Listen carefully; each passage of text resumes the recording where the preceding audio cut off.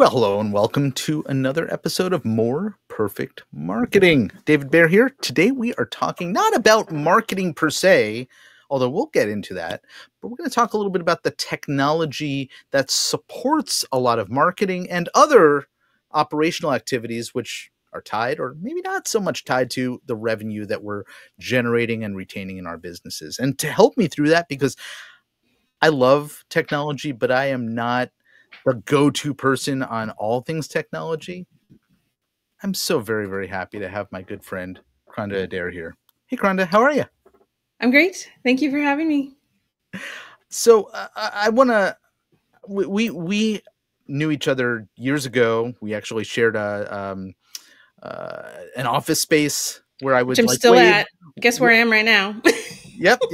And I would wave at you. And we'd talk a little marketing, and I'd learn about sort of what platforms you were working with, and you'd ask me what platforms I was working with, and there was always something new that we were looking into. And I think that was in the early days, back when I was looking at the, what do they call it, the Martech map that probably listed out hundreds, maybe a couple thousand different tools that exist. And these days, if you go over to chiefmartech.com to look at that map, that visual imagery that sort of represents, here's all the tools that exist just in the marketing Man, technology space, wow. there's like over 14,000, right? And that's not even thinking about all of those AI tools that are coming out every day because they're so darn easy to create with the low code, no code, tool capabilities. So let's say easily 25,000 tools out there. How does Mhm. a business owner or a marketer inside of a business navigate that field and work through it? We're going to talk a little bit about how you attempt to answer that question today. But before we get there, I want to sort of get a sense of what brought you to the work that you've been doing around marketing and the technology behind it. Yeah, it's been a journey, and that journey started out in web development. I started out as a WordPress developer, making $500 websites like you do, write a passage. And from there, I made more expensive websites. And then in 2018, at the end of 2018, actually, I made a hard pivot. It wasn't so much a fade as it was a record scratch. And I got to a turning point where a lot of people who were coming to us for websites really didn't understand that websites are really the front door of your marketing. Mhm. And they kind of had this attitude that if they just could get their website rebranded and refreshed, that was going to solve all their marketing problems. I'm like, no, that's just going to put you at the starting line. And so I got tired of having that argument, and so I said, "Well, I'm just going to not do that anymore." And I pivoted to helping people learn how to market, particularly service-based business owners, especially mission-driven service-based business owners. I was like, "I'm going to teach you all how to be people online because something seems to happen." Mm-hmm. When you're faced with the screen where you suddenly become the Stepford version of yourself, and or you're great in person or on stage, but then your website is just this dusty ghost town. And so I started a content boot camp, and I taught people how to be people online, and I started that in 2019. So I had a year to get into it Mm-hmm. before everybody was forced to go online. Yeah.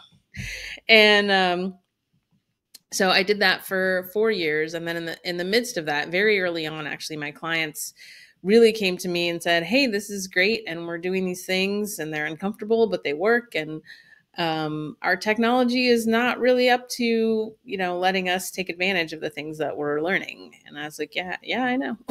So very early on in Content Bootcamp, I got sucked back into Done For You and created a retainer to help people, wrangle with their tech, choose their tech, and get it to start working for them. So that's kind of the cliff notes on Mm-hmm. how we ended up here, where I now focus on both marketing automation and kind of business process automation. And we have an offer called $1 Million Systems, where we kind of audit where you're at now and then try to create a good foundation for you to build the next phase of your business for the next 3, 5, 10 years.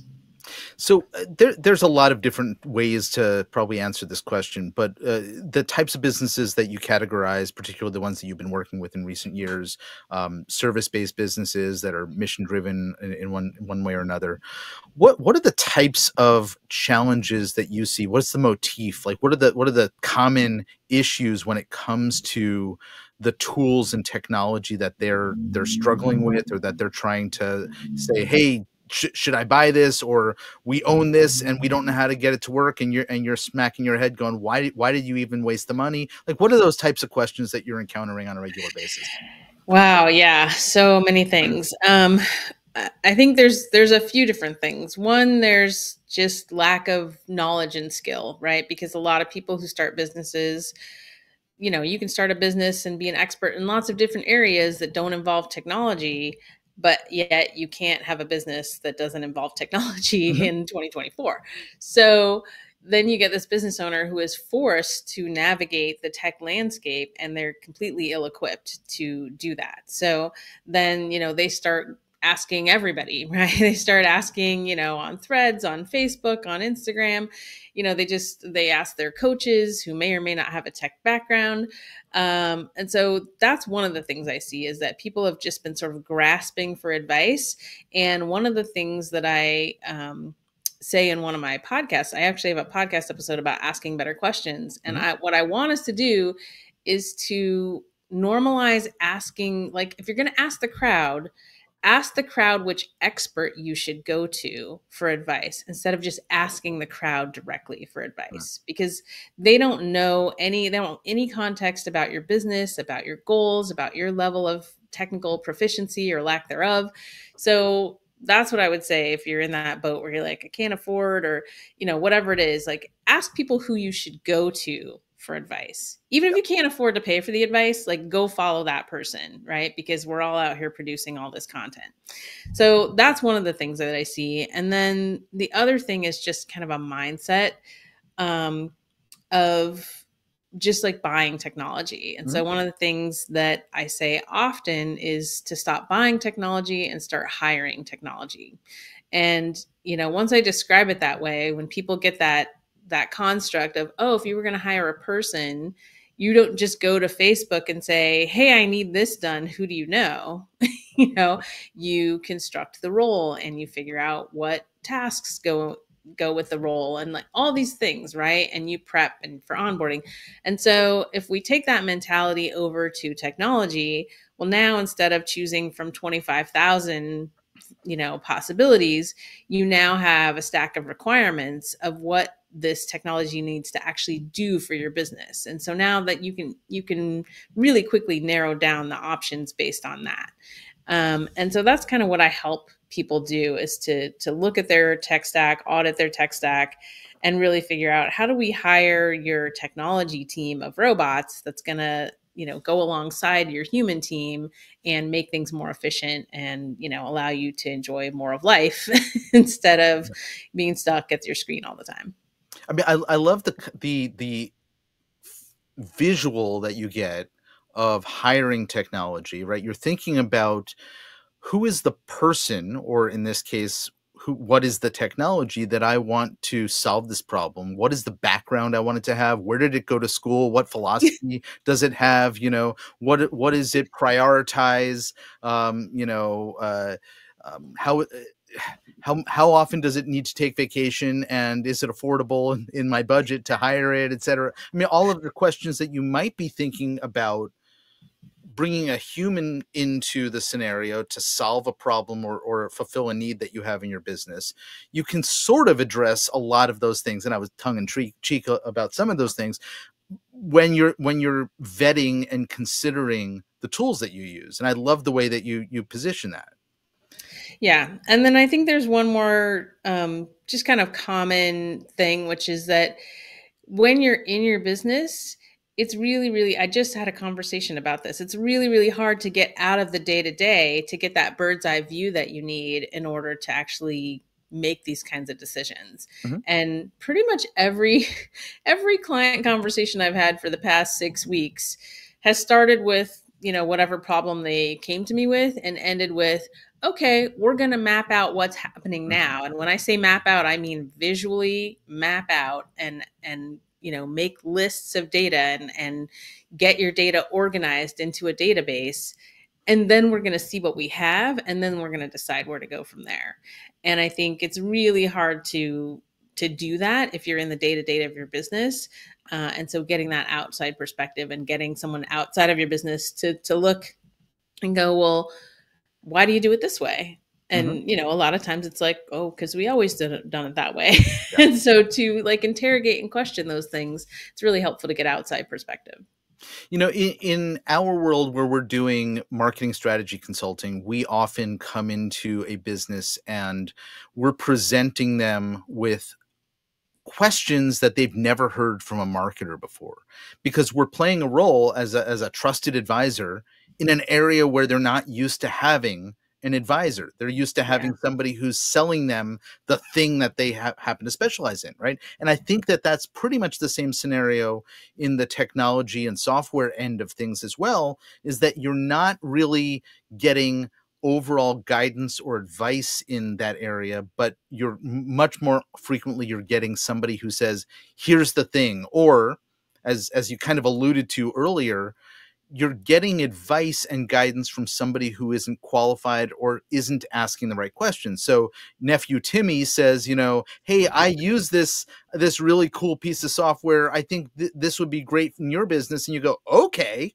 Or you see, the person down the hall in your co-working space using a tool, and you go, hey, what's that? It seems like that. Yeah, it's really cool. I love it. Let me give you a discount code for my referral link. And suddenly you're using that thing too, and it's not necessarily the right solution to your situation or your needs. Exactly. Yeah. Yeah. And then we haven't even gotten into actually making the most of the tools that you are using, right? Being able to train the tool. Because I cannot tell you, like, one of my offers about 3 years ago started when I just started polling my friends, and I would say, hey, let me just audit your active campaign. Like, I really wanted to see, like, what was, I felt like there was a lot people could be doing with marketing automation, and I Mhm. didn't think it was happening. And so I just started going around auditing. And for the most part, it was kind of the equivalent of having a Ferrari and just driving it to the store to get milk. Yeah. People were like, oh, I have this super powerful tool, that can automate not just your email marketing, but in some respects, your whole business and your sales pipeline. And they're just like, I'm sending a monthly newsletter. Well, I want to I want to circle back on something that you and I started talking about before we hit record, and I think this is a good place for it, because it is very often the case with things like Active Campaign or Keep or HubSpot or any of these other marketing automation things that also may have CRMs and other capabilities beyond just sending out emails, right? That the businesses don't know what they actually have in their hands. And Hmm. you and I were talking about the idea that a lot of businesses have industry specific or practice management tools that also do something else like send out email, and they often don't even know what those things do, except that maybe they were given the financial advisors or insurance or a dentist or a realtor, right? They were handed a piece of software. They were taught this is where you send emails out from. And that was pretty Hmm. much their introduction to the tool that they have. And so they're not thinking about it in terms of a business operations tool or a revenue growth tool. They're thinking about it in terms of the one action that they know they can take with it, and they've never explored beyond that. So, talk a little bit about sort of what you tend to encounter along those lines when you're first working with a client and you come in and you see the stuff that they are dealing with. How do you kind of go about, like, what are you using here? What are you not using here? How much do you know about what you already have on your hands?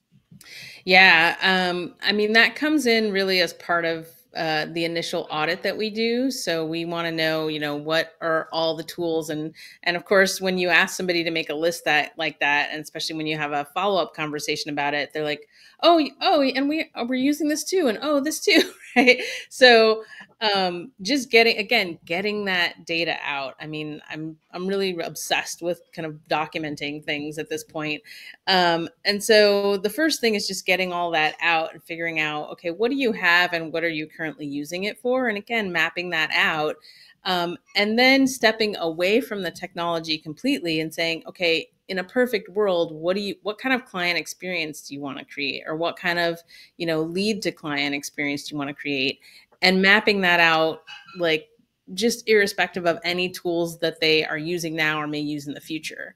Because again, going back to the hiring mentality, you don't, grab a person off the street and say, what can you do? Right?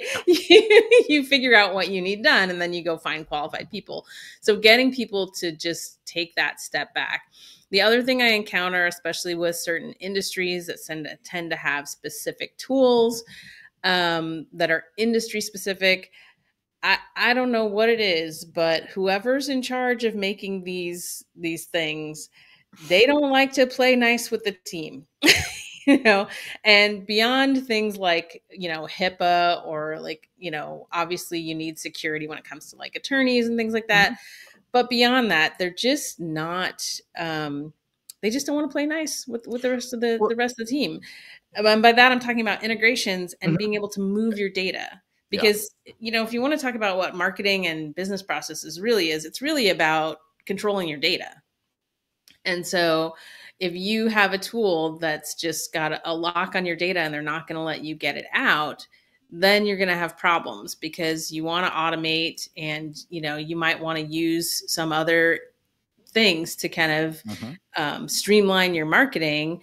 And if those two things don't talk, then there tends to be problems. And we can usually figure out, some workarounds. It's getting a little bit better. Some tools at least will have an integration with something like Zapier, where you can, say, okay, at this point in the journey, when they actually become a client, now we're going to zap them over into your practice management software, and then you're going to take it from there. So I actually have an article about, do you need two CRMs, right? Do you need to have a marketing CRM where data really needs to flow and you really want to automate and you really want to be able to trigger actions and respond to people based on the things that you can track that they're doing, versus having like a client management software and a client CRM where you want to track like where they're at in your client journey. So it's not unheard of. In fact, it's pretty common that when I get clients in those industries, we end up having two CRMs for them, or kind of like a,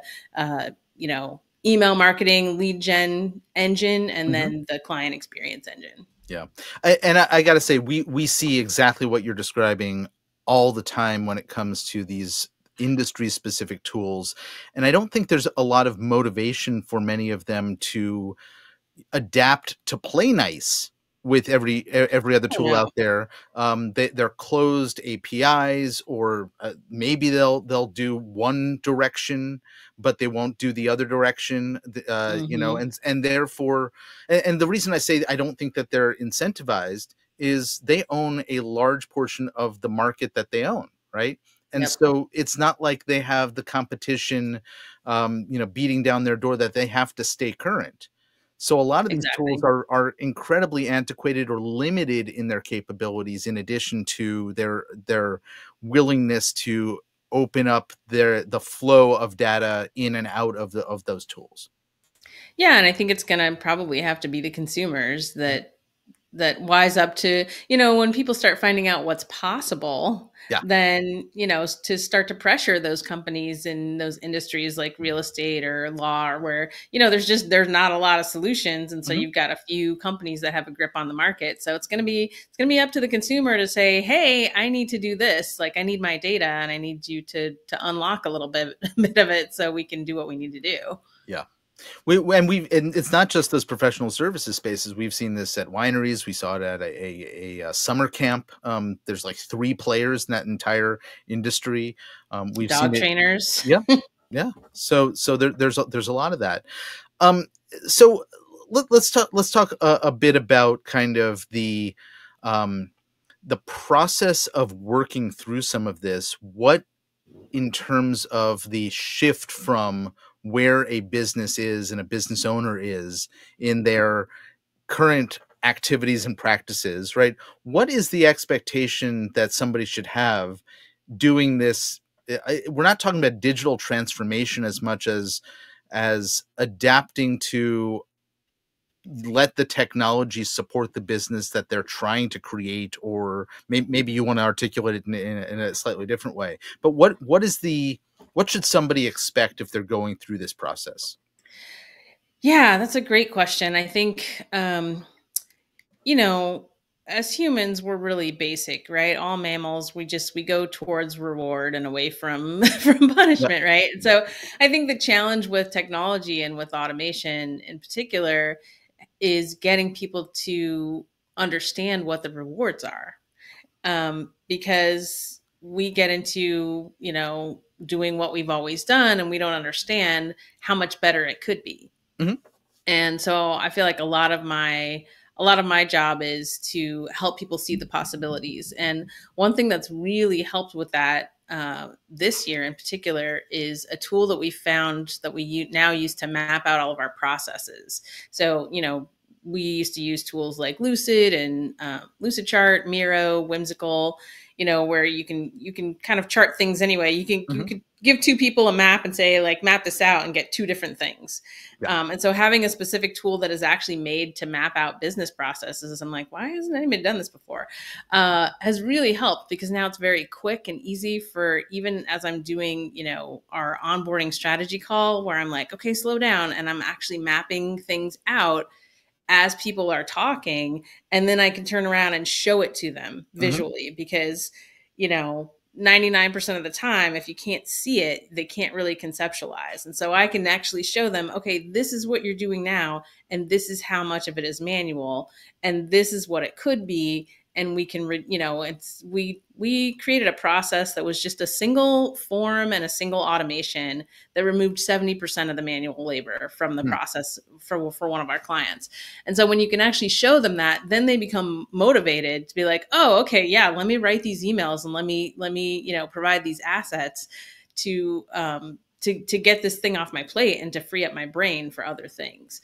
And so I think that's one of the biggest challenges, is just getting people to understand, like, what this is what's possible if you can embrace this different way of doing things. Yeah, I love that. I remember you telling me about this tool, and you're very excited about this particular one that you landed upon. There are, as I said at the beginning of our conversation, so many thousands of tools out there, and we also have, it's easier to do so many things than it used to be. One of those things is it's easier to launch a piece of technology and try to get early adopters, but Mhm. and this is the AppSumo effect. For folks who don't know what I'm talking about, please don't go searching for AppSumo, because it's highly addictive, and you end most of those relationships in despair, because a lot of these companies that start with such great ease also close up shop really quickly. And if you Mhm. build your business around a tool that isn't really stable, right, there could be some consequences. So tell me a little bit Oh. about your perspective on that. Oh, wow. So that brings in a really good point, which is this whole philosophy of all-in-ones versus a modular Mhm. approach to software, Yep. right? That's huge, because one of the Can things you that, explain a little bit about what you mean by that? Because I understand yeah, fully. Yeah, but yeah. So you've got your all-in-one approach, that where, you'll have a tool like Kajabi, for instance, where they're like, we can do everything. mhm, You can make your website, you can have your course, you can have a membership, you can do your email. And most of the time, 99% of the time, throwing in with a tool like that means they're going to do a bunch of things sort of okay. And so I've never liked all-in-one software for that reason. The yep, other thing is, an all-in-one, just like those industry tools, it's right there in the name, right? They're not going to share your data mm, because they want you to stay locked into their tool. And so, for those reasons, and also if you really run up against it where you outgrow that tool, Now you have to replace all of those functions if you Yeah. want to leave that tool. So it just, it's a very precarious road to go down in my experience. And so on the other end of the spectrum, you have what I call a best in class philosophy, where you're assembling a team basically of the best of the best. You're saying, these are the roles that I need, and this tool can handle this role, and this tool can handle, maybe two roles. But because they will integrate well, you can tie them together and you can move your data around as needed. And it's a little more work. It takes more technical expertise. It takes more maintenance. It takes more management. Because you've got to keep an eye on these integrations. But when you take the time to document and map it out, it's much easier to manage that. And if you get to the point where you're like, hey, this tool really isn't doing the job, well, now you can switch that tool out for another one and you could plug it into your system.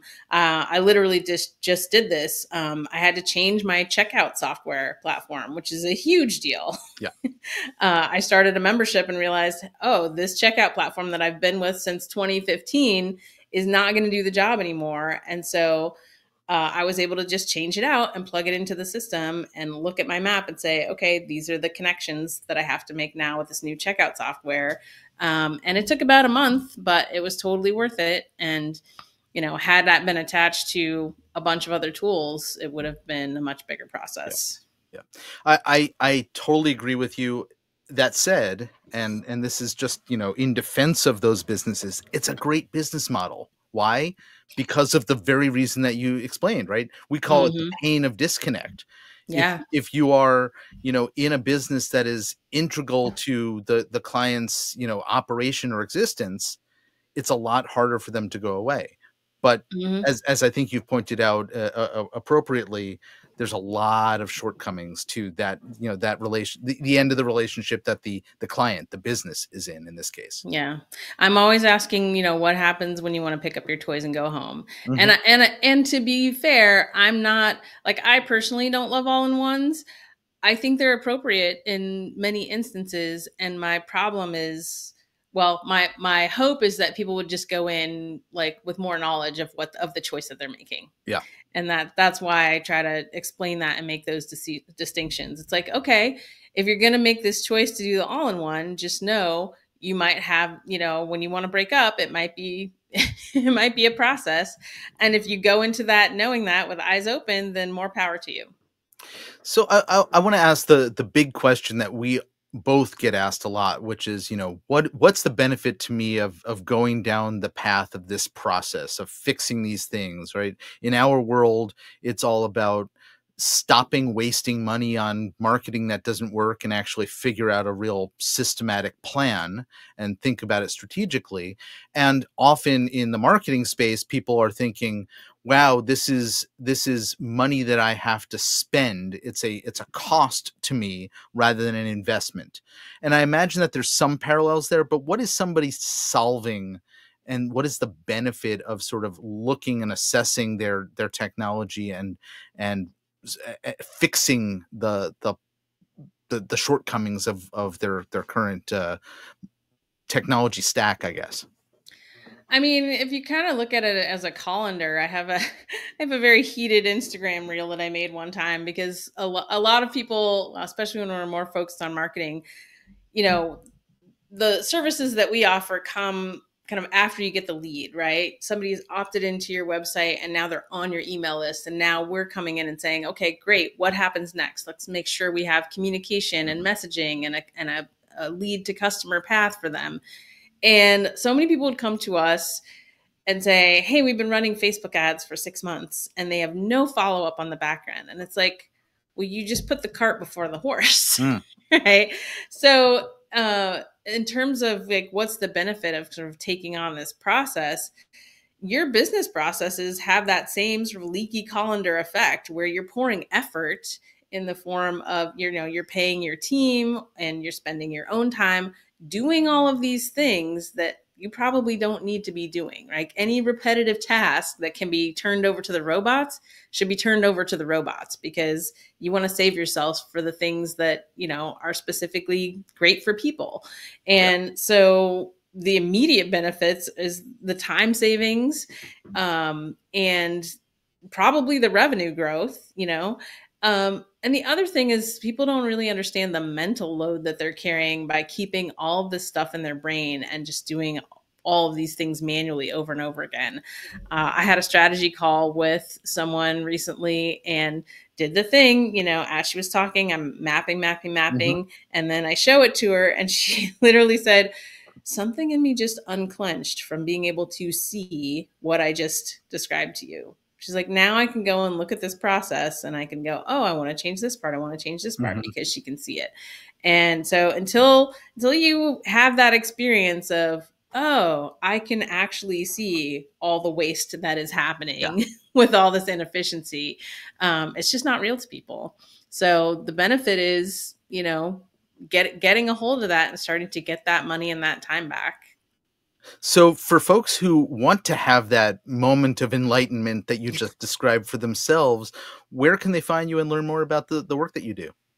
All journeys start at carveldigital.com. You can go to my website, and I'm constantly updating it to point people in the best direction. I am on socials, so I hang out on LinkedIn and on Instagram, and I play over on TikTok. But yeah, just head over to the website. I'm creating new ways for people to kind of get in and sort of experiment with working with us, Mhm. whether that's having a free trial in the membership, whether that's hiring us for a really small project. I'm really like, I think people are overwhelmed. And so I'm really enjoying Yeah. just taking on these, instead of having like the 5K a month retainer or the 6 month commitment, especially if you're new to us. I'm really into like, hey, what's some little thing that we can just make better for you right now and give you some relief. So I've got some ways that we can do that, and so just head over to the website and get connected. Excellent. And just for folks who are big ice cream fans, it's spelled with a K. It's KARVEL digital.com. And I'm so glad that it has brought Kronda Adair here. Thank you so much for such an enlightening conversation. Thank you. It's been fun. Indeed. Folks, you've been listening to More Perfect Marketing. If you know somebody who could benefit from hearing the conversation you just heard, I'm pretty sure you do, please send them our way. Until next time, I'm David Baer. Bye bye.